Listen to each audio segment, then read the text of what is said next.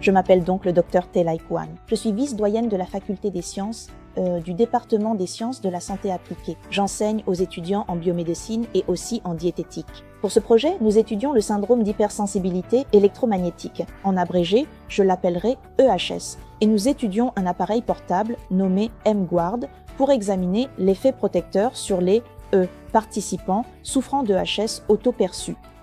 Dans ce projet, les participants porteront l'appareil pendant 3 jours et avant et après, nous analyserons la morphologie du sang vivant en observant toute formation de rouleaux.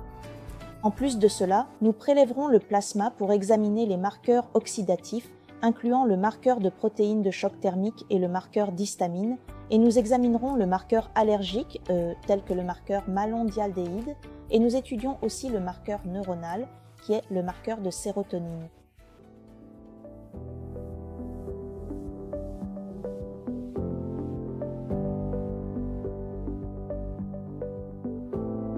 Ainsi, une exposition excessive à ce champ électromagnétique entraînera une modification de la morphologie sanguine, ce qui conduira par conséquent à la formation de rouleaux. Une fois que la formation de rouleaux se produit dans le flux sanguin, cela entraînera une carence dans le transport de l'oxygène et cela affectera également la circulation microvasculaire. Et une fois cette circulation microvasculaire affectée, cela peut entraîner de nombreux signes et symptômes qui ne sont pas des signes et symptômes spécifiques menant à cette EHS, le syndrome d'hypersensibilité électromagnétique.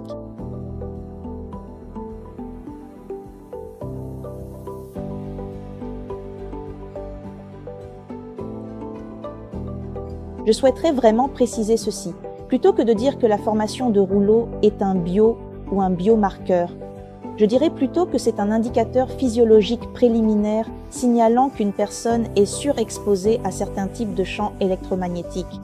Nos globules rouges normaux possèdent des charges négatives qui les entourent.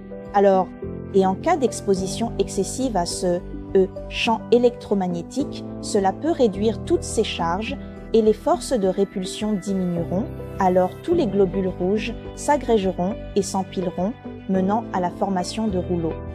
Tous les globules rouges s'agrègent et ils bloquent la circulation et cela peut affecter le flux microvasculaire, ce qui peut en fait causer au sang une perturbation du flux sanguin normal.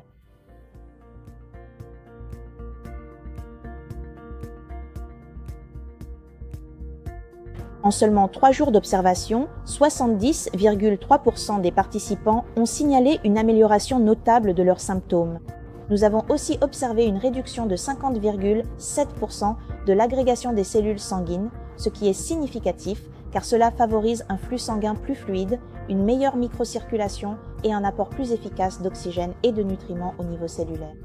De plus, on a noté une hausse de 59,5% du taux de sérotonine, favorisant l'humeur, le sommeil et les fonctions cognitives. Les résultats ont été très positifs même après une courte intervention de 3 jours. On prévoit qu'une période d'intervention plus longue avec la technologie M-Guard produirait des changements plus marqués et statistiquement significatifs.